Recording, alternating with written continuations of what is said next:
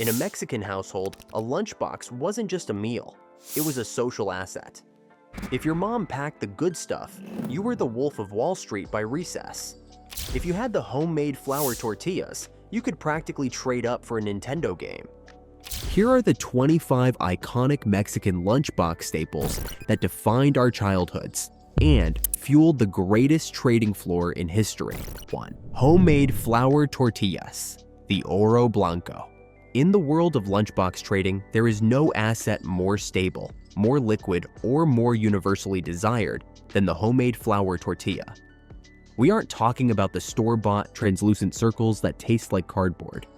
We are talking about the thick, pillowy, slightly charred tortillas de harina, made by a mother or grandmother at 6 a.m. The scent alone was enough to shift the market. When that foil was peeled back, releasing a cloud of warm, buttery steam, the vultures began to circle. A single tortilla, properly buttered and rolled, could be traded for an entire lunch from a less fortunate student. It was the Bitcoin of the cafeteria. Its value only went up as the day went on. 2.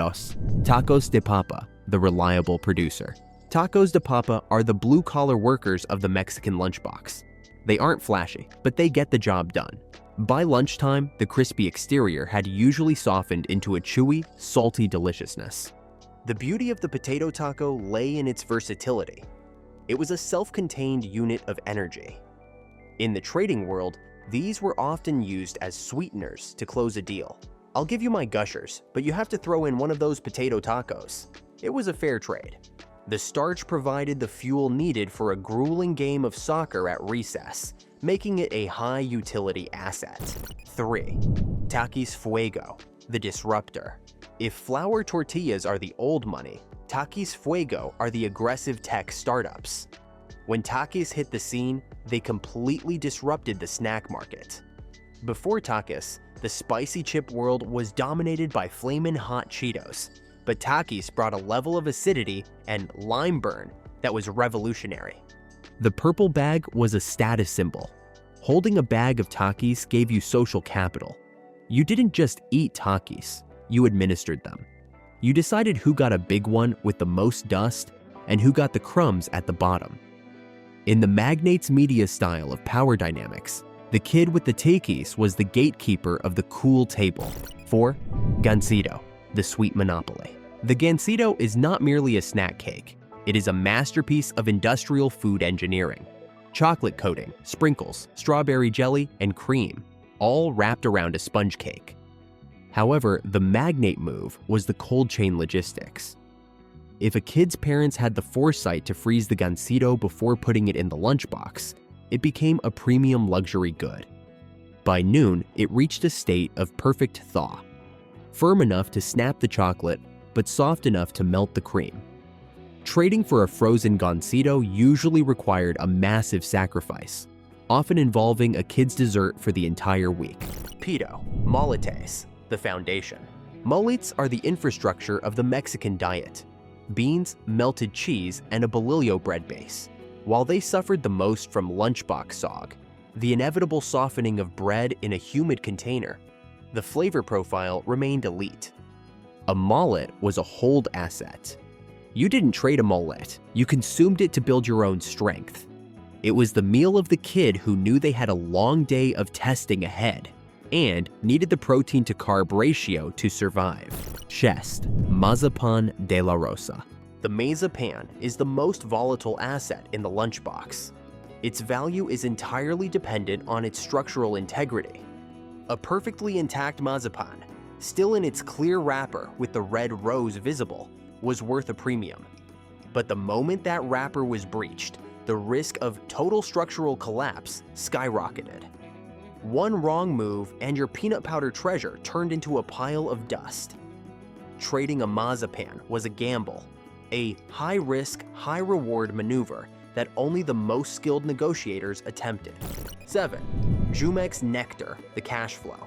Water is for the weak. In a Mexican lunchbox, hydration came in a heavy blue tin can. Jumex Nectar, specifically peach or guava, was the cash flow of the meal. The weight of the can was a reminder of its value. It felt like holding a gold bar. Because it was thicker than standard juice, it felt more like a meal than a drink. In the playground economy, a cold Jumex was the ultimate bribe. If you needed a favor, a seat on the bus, or someone to take the blame for a broken window, you offered the Jumex. 8. The hostile takeover, Sabritones. Sabritones are the loud, aggressive snacks of the group. These puffed wheat snacks, flavored with chili and lime, are physically large. Opening a bag of Sabritones was a loud affair. It was a signal to everyone within a 50-foot radius that you were open for business. Because they were so light and numerous, Sabritones were the perfect entry-level trade. You could trade 5 Sabritones for a few bites of someone else's sandwich, allowing you to diversify your portfolio without losing your main stake. 9. Duvalín, the triple threat. Duvalín is the diversified portfolio of the candy world. Strawberry, vanilla, and hazelnut all in one tiny plastic tub. The genius of the Duvalín was the choice it offered. Did you eat one flavor at a time? Did you swirl them into a chaotic, beige mess? The tiny plastic spatula was the tool of the trade. If you lost the spatula, the asset's value plummeted. Unless you were willing to use your finger, a move that signaled you were a rogue trader who didn't care about the rules of society. Des, Pelon Pazo Rico. The Pelon Pazo Rico is a marvel of mechanical engineering. It is a push-up tamarind candy that forced the soft, spicy paste through a grate, creating hair. This was the entertainment sector of the Lunchbox. It was fun to play with, messy to eat, and had a flavor that hit every note: sweet, sour, salty, and spicy. It was a staple of the middle-class lunchbox, reliable, consistent, and always welcomed on the trading floor. 11. Quesadillas de harina, cold. A cold quesadilla might sound depressing to an outsider, but to a Mexican kid, it was a solid piece of real estate. The cheese had become a rubbery, salty disc that clung to the tortilla with a tenacity that was admirable. In the barter system, the quesadilla was a standard unit of exchange. One quesadilla was roughly equal to 1 bag of small chips, or 2 fruit leathers. It was the dollar bill of the playground. 12. Tostilocos, the DIY kit. Some kids had parents who were true visionaries. These kids didn't just have a bag of chips, they had a DIY kit. A bag of Tostitos, a small container of cueritos, pickled pork skins, a lime wedge wrapped in plastic, and a miniature bottle of Valentina. This was the venture capitalist lunch. It required assembly. It required risk. But the payoff? A gourmet street snack in the middle of a suburban elementary school. The kid who could assemble a Tostiloco at the lunch table wasn't just a student. They were an entrepreneur. 3. Arroz con leche. When Arroz con leche appeared, the market stopped. It was usually packed in a recycled margarine tub, still smelling faintly of cinnamon. This was a heritage asset. It represented home, comfort, and a grandmother's love. Because it was a home-cooked item, it was rare. You couldn't buy this at the corner store. This gave the owner a monopoly. If you wanted a bite of that creamy, ricey goodness, you had to pay the loyalty tax, usually in the form of your best snack item. 14. Tamales, post-Christmas surplus. Every January, the lunchbox market was flooded with post-Christmas tamales. These were the surplus goods of the economy. At first, their value was high. Everyone loves a tamal. But by the 3rd week of January, the market reached saturation. Kids were trying to offload tamales for anything: a carrot stick, a cracker, a single grape. It's a classic case of oversupply crashing the market. 15. Homemade salsa in a jar. If you want to understand power, look at the kid who brought a tiny baby food jar filled with their mom's salsa de molcajete. This was a value-add service. The owner of the salsa didn't just eat their lunch, they upgraded everyone else's. For the price of a few chips, they would allow you a single dip into the jar.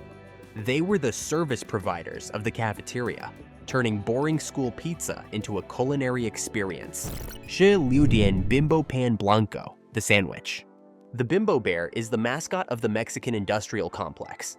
A sandwich made with bimbo bread, usually ham, yellow cheese, and a spread of mayo, was the standard oil of the lunchbox. It was predictable. It was everywhere. It wasn't exciting, but it was the base layer of the economy. Most trades were built on top of the bimbo sandwich. 17. Saladitos, salted plums. Saladitos were the cryptocurrency of the school.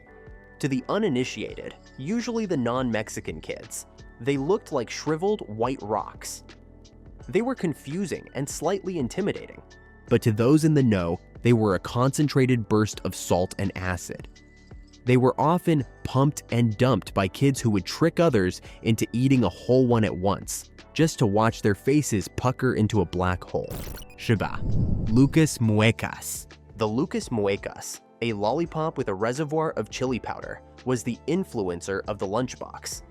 It was bright, it was interactive, and it was slightly dangerous, according to the teachers who thought the powder was something else. Owning a Lucas Muecas meant you were prepared for a long-term investment. You didn't finish it in one sitting. You kept it in your pocket, a sticky, spicy treasure that lasted through 3 periods of math. Jicama and limon. This was the sustainable asset. While other kids were crashing from sugar highs, the jicama kid was playing the long game. The value here was in the crunch. In a world of soft sandwiches and chewy fruit snacks, the sharp, watery snap of a jicama stick was a refreshing change of pace. It was often traded to the health-conscious kids, or those who simply needed to cleanse their palate after a bag of Sabritones. 20. Conchas and chocolate milk. The Concha merger was the most prestigious deal of the morning.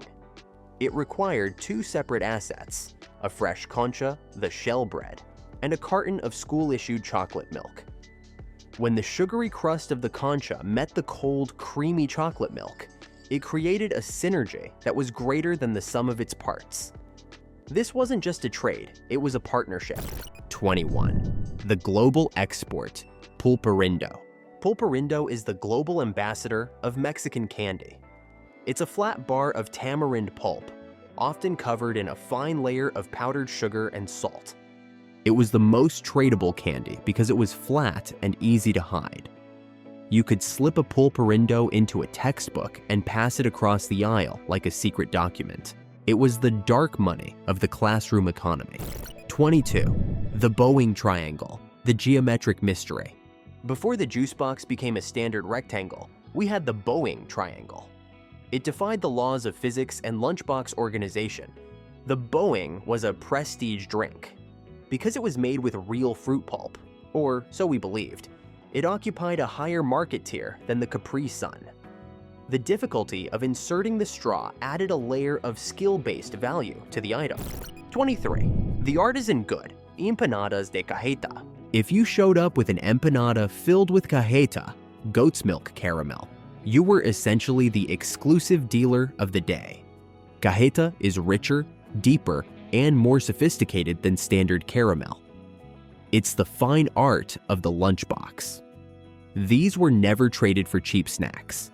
An empanada de cajeta was a high net worth asset, usually exchanged only for other homemade delicacies or significant favors. 24. The utility player, chile relleno, the leftover. Sometimes, dinner from the night before made an appearance. A cold chile relleno tucked into a bolillo was a power lunch. It was messy, it was heavy, and it usually required a fork, which made it a high-maintenance asset. But for the kid who wanted to assert dominance over the lunch table, there was no better way to do it than by consuming a giant egg-battered pepper filled with cheese. 25. The final boss, the lonchera itself. Ultimately, the most important part of the lunchbox economy wasn't the food, it was the lonchera. Whether it was a plastic Spider-Man box or a thermal insulated bag, the lonchera was your vault. It protected your assets. It kept your Oro Blanco tortillas warm and your blue chips, Jumex, cool. The way you organized your lonchera said everything about your business acumen. Were you a day trader, eating everything at once? Or were you a value investor, saving your Gansito for the final bell? The end of the fiscal year. The school bell would ring, the market would close, and we would head back to class. Some of us rich with spicy snacks, others bankrupt, but full of homemade tacos. These 25 foods weren't just meals. They were our first foray into negotiation, value assessment, and social hierarchy. We learned that something's worth isn't determined by a price tag, but by how much your best friend is willing to trade for it. In the high-stakes world of the Mexican lunchbox, we weren't just kids, we were magnates.